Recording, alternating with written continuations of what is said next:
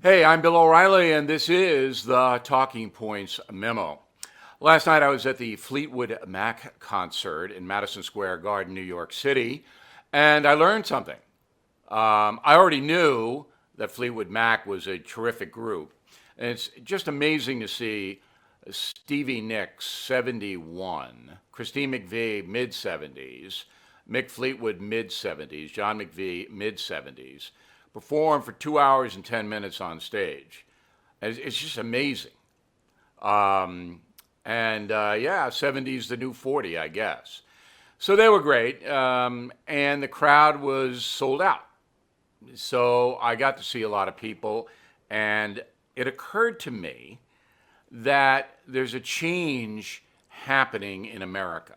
So the crowd was equally divided between boomers, baby boomers like me, who grew up with Fleetwood Mac, and then millennial Generation Z, younger people, primarily women, who admire Stevie Nicks and Christine McVie as feminine icons.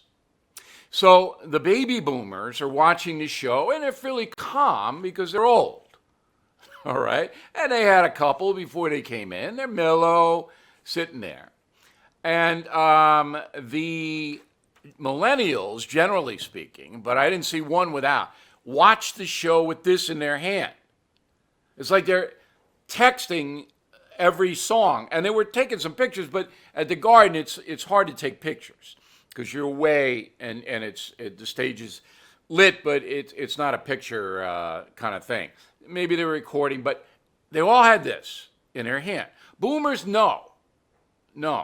Their millennials are taking selfies and bending over like pretzels to try to get them in the stage and all that. A couple of things. The band was non-political. Now, I know the band for many years, and some of them are political, but they didn't do that. And they stood away from all that, all right, which was good. People don't pay a lot of money, and it is a lot of money to go see Fleetwood Mac, to hear entertainers spout off stuff. The music of Fleetwood Mac is classic. It's timeless. And there are some songs where you want to jump up and dance, and that's fine. That's fine. But the millennial Generation Z people would never sit down. From the time it started to the time it ended, they were standing up. And there were people behind them.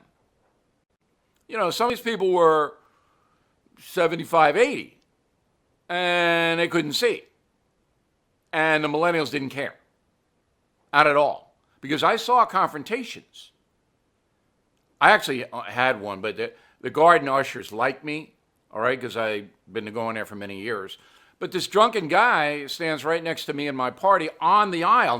He didn't have a seat. He just kind of ran down, stood on the aisle, weaving like this. And I said, "Hey, sir, you're blocking our vision." And I gave him a look, and then I stood up, all 6'4" of me, and he ran away. And then the usher came and said, "You want me to?" I said, "No, just make sure he doesn't come back." So the people who were standing and dancing they couldn't care less about if anybody could see or what they were doing. And some of these people were like gyrating, like I just hit my mic. That's what they were doing. And I'm going, you know what this is all about? This is all about narcissism. And this is what's happening. Because this thing is you now. This is like your hand. It's an extension of your body. And if these millennials or Z people or whatever, they lose this or they don't have it, that's big. They got to have it. And the boomers, too, I'm not saying the boomers aren't doing this, but the younger Americans under 40 really addicted. And so everything is coming through this into here. It goes bing, bing. Instead of coming from life into here, they have this in between them.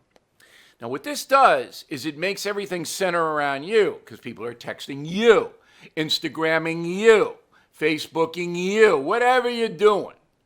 You. So therefore, the mentality becomes, it's all about me.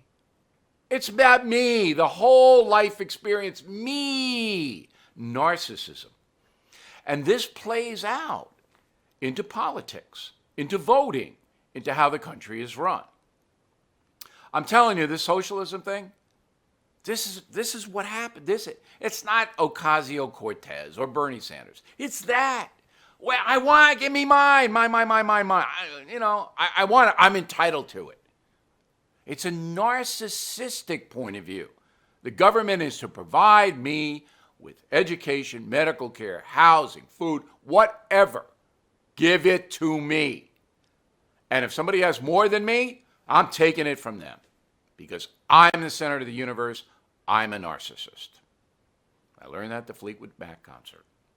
And that's the Talking Points Memo. I'm Bill O'Reilly for Newsmax, reminding you we do commentary every night on BillO'Reilly.com. We hope you check that out. And my book, Killing the SS, enormous bestseller. I think you'll like it, and we'll see you again soon.